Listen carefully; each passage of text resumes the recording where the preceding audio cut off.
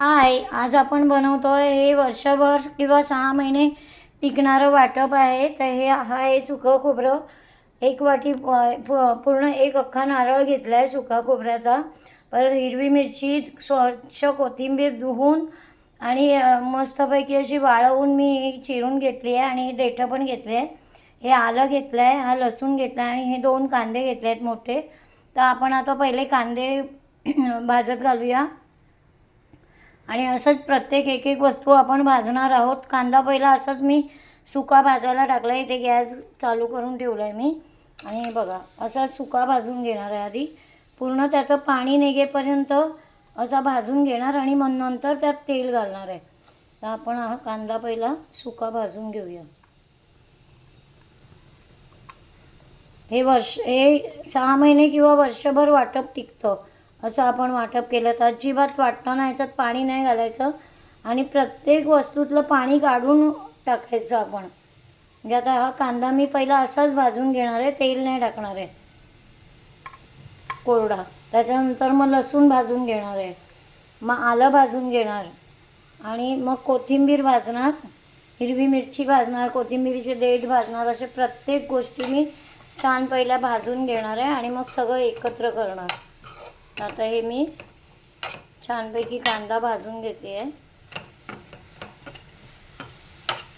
जास्त फास्ट पण नाही करायचा गॅस, मग मीडियम याच्यावरच भाजायचा आहे कांदा. आणि कांद्यातलं पूर्ण पाणी निघालं की मग आपल्याला तेल घालायचं आहे याच्यामध्ये. तर ज्यांची मुलं बाहेरगावी असतात, त्यांना घरात जेवण करायचं असेल तर हे असं वाटप तुम्ही करून दिलात ना तर हे 6-6 महिने वर्षभर फ्रीझरमध्ये असं छान टिकतं. मी पण आता हे वाटप बनवून देते आहे माझ्या मुलासाठी. हे पहा, कांदा छान असं मस्त खरपूस भाजून घ्यायचं आहे तेल न घालतात. आणि मी नंतर खडे मसाले पण घालणार आहे सुके याच्यामध्ये.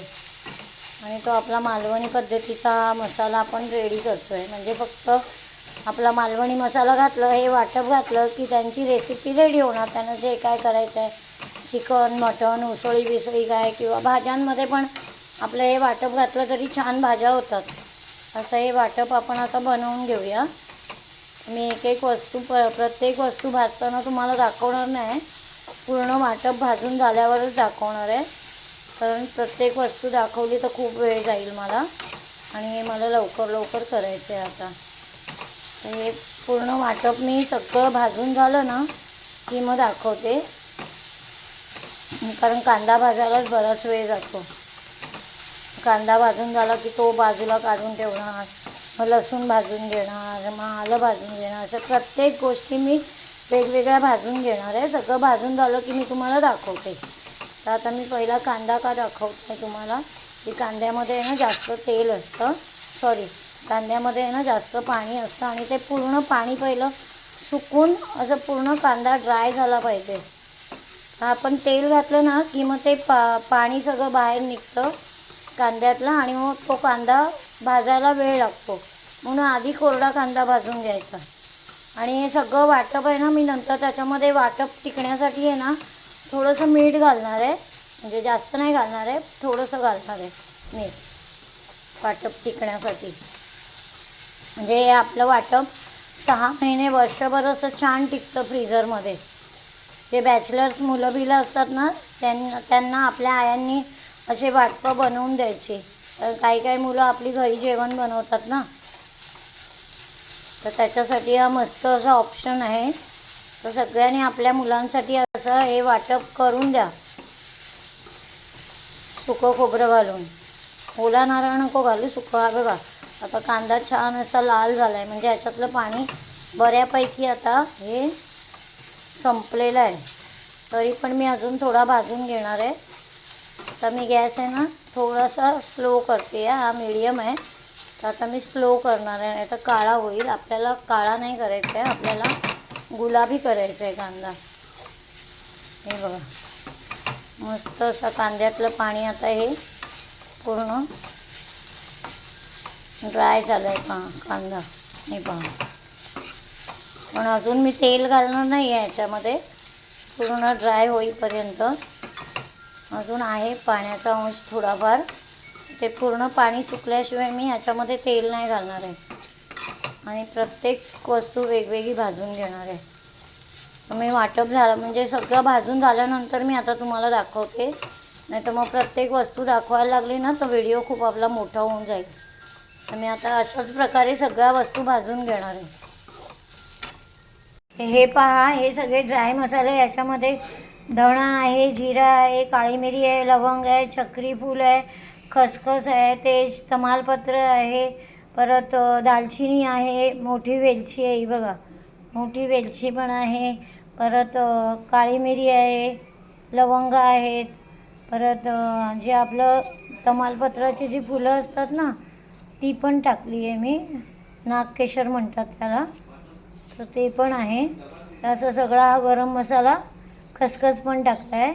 हा सगळा गरम मसाला आता मी सुका वाटून घेणार आहे.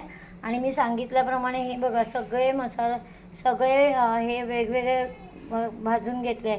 कांदा, लसूण, परत हिरवी मिरची, आलं, कोथिंबीर आणि हे सुकं खोबरं. तर प्रत्येक वस्तू मी वेगवेगळी वाटणार आणि मग नंतर एकत्र मिक्स करणार आणि मग मीठ घालणार त्याच्यामध्ये. तर आपण आता हे सगळं वेगवेगळं वाटून घेतो आहे.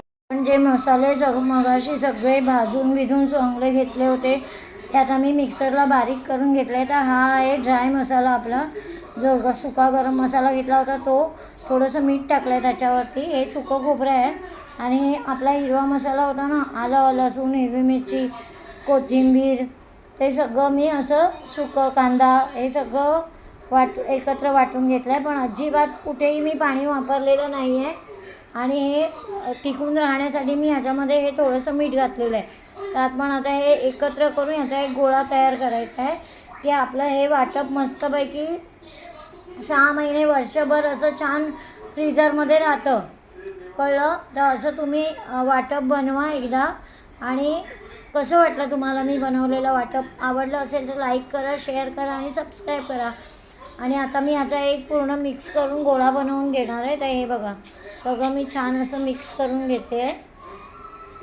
हे याला कांद्यामुळे या वाटपाला छान असं पाणी सुटलेलं आहे मस्तपैकी.